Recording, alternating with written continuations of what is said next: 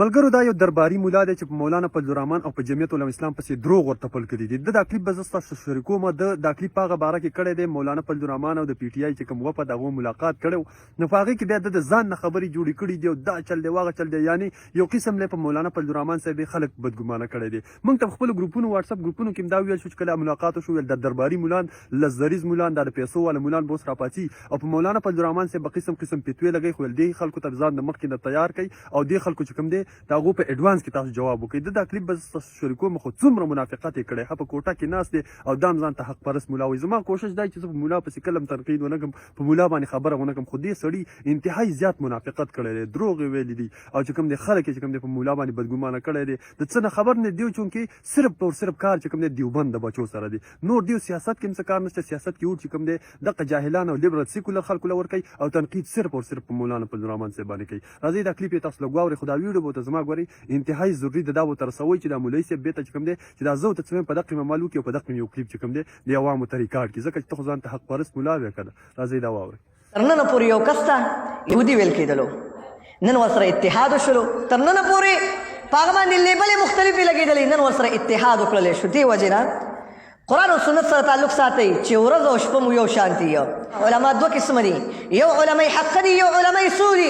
علمای حق هغه دي چې هغې د محمد رسول الله صلی الله علیه وسلم دین رانیولی.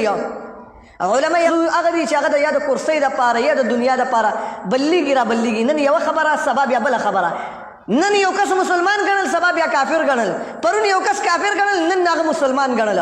دې وجې نه د ډلو ټپلو نه ځان ساتل پکار دي. من خلکو ته دا ویل چې ای خلکو په علما په ملیانو باندې چې کوم درباریان دي مه دوکه کېږئ. راشئ د دې علماو نه قرآن او حدیث زده کړئ. که دوی له قرآن او حدیث درکولو که هغه شاید چې هر څوک یو د هر مسلک سره تعلق ساتي ته یې ترېنه واخله.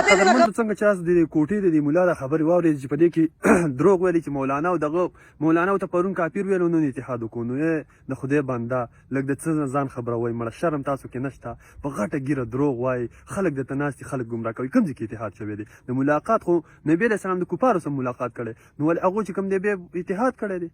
خدای هم غر کې تاسو ته څه رقم خلک یې موږ د دین او د اسلام نه خبرې، ته د دین او اسلام نه خبرې. دویمه خبره دې دا وکړه چې پرون به ورته کافر ویل او نن یې ورته مسلمان ویل او نن ورته مسلمان وي سبا ورته کافر وایي. نو ته به دا کلیپ د مولانا صاحب ثابت کړې ما ته چې هغه عمران خان ته چې کوم دی کافر ویلی دی. موږ به هم څه مخالفت د مولانا صاحب وکړو، بلکې بهرنی ایجنټ یې ورته ویلی دی، هغه ثابتېږي. نن امریکا هم پریشانه ده، اسرائیل هم غږ پورته کوي، بهرنی ایجنټ ته نور څه ته وي. دریم خبره که ته حق پرست مولای حق وې د حق ملګری نو شیعګانو او پی ټي آی والا چې کوم د اتحاد وکړلو. صحیح ده. زه به ستا ومنم چې تا کې څومره جرأت دی، څومره په اسلام مینې، څومره په دین مینې چې ته دغه باره کې یو کلیپ ریکارډ کړې د عوامو ته کېدی چې لکه خدای مغر کې شیعګانو ستاسو چې کوم سنیانو چې کوم ووټ ورکړی هغه ووټ لاړې شیعګانو ته، د هغو تحفظ به کېږي. شیعګان تاسو ته معلوم دي صحابه کرامو ته رادې بادې او کنځلې وایي. صحیح ده.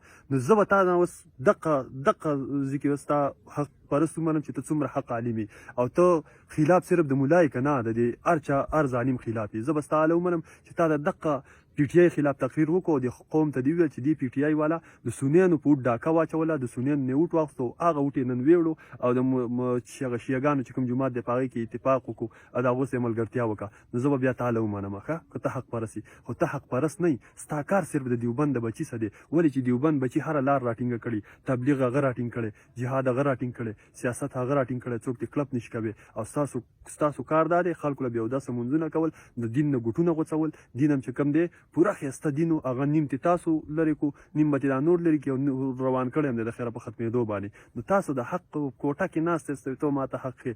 زموږ دپاره حق شته، موږ دا زوړ دین ښه مزېدار دی، موږ ته نوي دینونه چې کوم دی هغه مخ